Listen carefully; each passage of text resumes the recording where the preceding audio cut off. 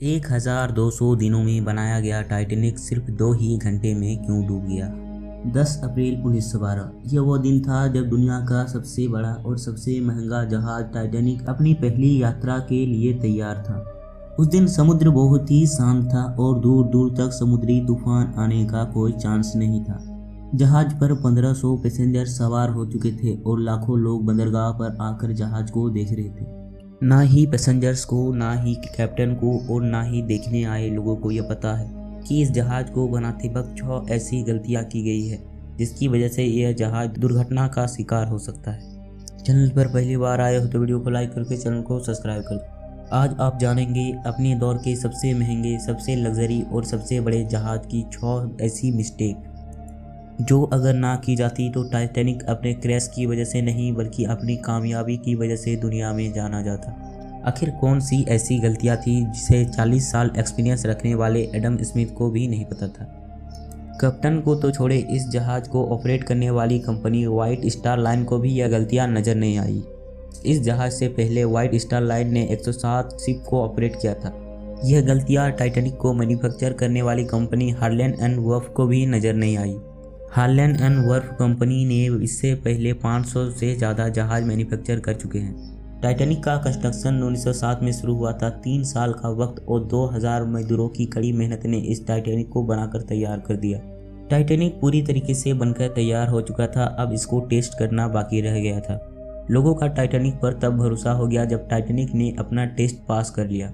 Test pass करते ही पूरी दुनिया में टाइटैनिक की जोरदार मार्केटिंग की गई। इसका टाइटल था अनसिंकेबल टाइटैनिक, यानी कभी ना डूबने वाला जहाज बना लिया गया है। जहाज का पहला सफ़र इंग्लैंड के साउथहैम्पटन शहर से शुरू होना था। इसका दिन 10 अप्रैल 1912 रखा गया था और जिसका मंजिल अमेरिका का शहर न्यूयॉर्क था। टाइटैनिक का इकोनॉमिक क्लास में सफ़र करने का कीमत $30 था, जबकि फर्स्ट क्लास में $150 था, जो आज के दौर में 3,40,000 रुपये बनते हैं। इस मार्केटिंग से सारी टिकटें बुक हो गई और आखिरकार वह दिन आ ही गया जब टाइटैनिक अपनी पहली सफ़र का शुरुआत करने वाला था। Mistake number 1। दोपहर के ठीक 12 बजे टाइटैनिक अपनी पहली यात्रा पर निकल गया और साथ ही टाइटैनिक की गलतियां सामने आना शुरू हो गई। कैप्टन स्मिथ को ऑर्डर मिला था कि 17 अप्रैल तक यानी सिर्फ 7 दिनों में न्यूयॉर्क पहुंचना है। इसी वजह से कैप्टन स्मिथ ने जहाज की रफ्तार शुरू से ही तेज रखी थी और यही थी टाइटैनिक की सबसे पहली गलती। टाइटैनिक अपनी पहली यात्रा में अगर 7 दिनों में न्यूयॉर्क नहीं पहुंचता तो टाइटैनिक की रेपुटेशन को बहुत ही ज़्यादा नुकसान होता। इसी वजह से कैप्टन स्मिथ ने जहाज की रफ्तार को और तेज कर दिया। दुनिया की कोई भी मशीन या गाड़ी या जहाज, उनकी अपनी अपनी ऑपरेटिंग प्रोसेस होती है, जिनमें स्पीड लिमिट भी इन प्रोसेस का एक भाग होता है और इस पार्ट को टाइटैनिक ने अपनी पहली यात्रा में ही नज़रअंदाज कर दिया था। कुछ ही देर में जहाज साउथहैम्पटन को इतनी दूर छोड़ गया जहां से सिर्फ दूर दूर तक नीले समुद्र के अलावा कुछ नहीं दिखाई दे रहा था। Mistake number 2। अब टाइटैनिक को चलते हुए 3 दिन गुजर चुके थे और टाइटैनिक न्यूयॉर्क की तरफ बढ़ता ही जा रहा था। यह 14 अप्रैल 1912 की शाम थी। समुद्र में चारों तरफ धुंध छाई हुई थी, जिसकी वजह से समुद्र में विजिबिलिटी भी काफ़ी कम हो चुकी थी। उसी रात समुद्र में और एक जहाज जो टाइटैनिक से कुछ ही आगे था, इस जहाज के कैप्टन ने वायरलेस पर टाइटैनिक को आइसबर्ग के बारे में वार्निंग दी थी। एक्सपर्ट का मानना है कि यह वार्निंग कम से कम 6 बार दी गई थी और ऑपरेटर की लापरवाही की वजह से इंपॉर्टेंट नोटिस मिस हो गई। इनके लिए शायद ये नॉर्मल बात थी, लेकिन इनको कहाँ पता था कि टाइटैनिक की सबसे बड़ी दूसरी गलती है, क्योंकि टाइटैनिक अपने दौर का सबसे लग्जरी जहाज था और इसमें कई वीआईपीज़ भी मौजूद था।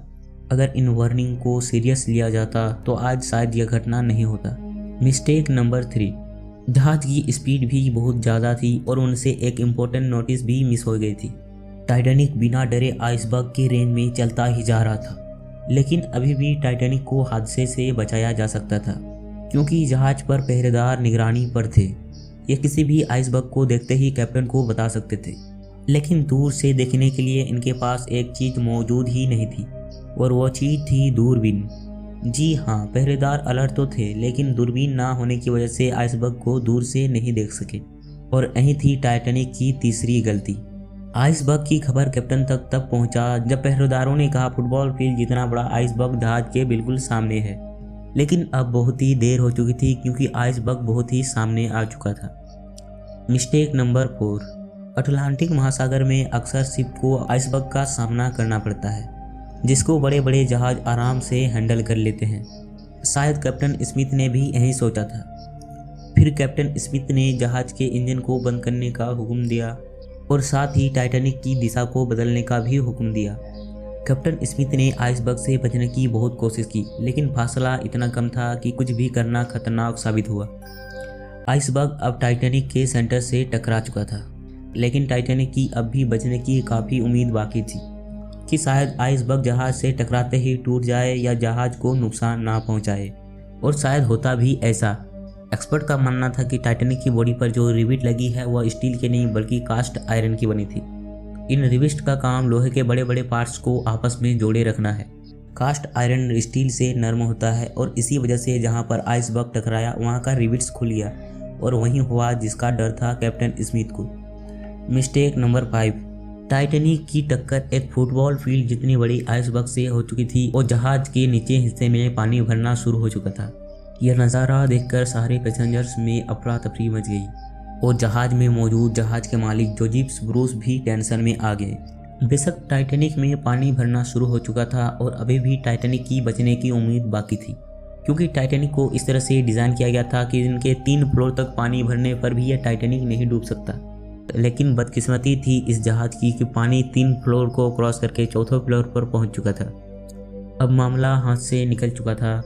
अब जहाज की फिक्र किए बगैर इसमें मौजूद पैसेंजर की जान बचाने का समय आ चुका था। कैप्टन स्मिथ ने रेडियो पर इमरजेंसी अलर्ट जारी कर दिया। जब तक कोई मदद के लिए आता तब तक पैसेंजर को छोटे बोर्ड में शिफ्ट करने का प्लान किया गया, लेकिन इस मौके पर 5वीं गलती ने अपना काम दिखा दिया।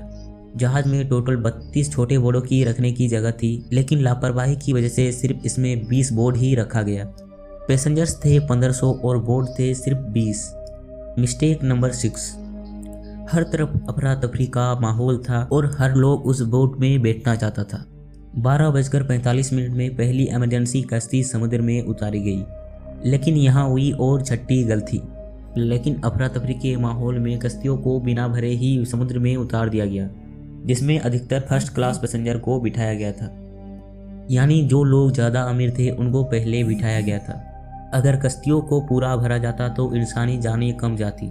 अब जहाज समुद्र में तेजी से डूबता जा रहा था। अब शॉर्ट सर्किट की वजह से टाइटैनिक की सारी रोशनियां बुझ गई थी और कुछ देर बाद ही जहाज टूटकर 2 हिस्सों में बिखर गया। टाइटैनिक को पूरी तरह समुद्र में डूबने में 2 घंटे 40 मिनट का समय लगा और इस तरह 1500 लोग समुद्र में डूबकर मर गए।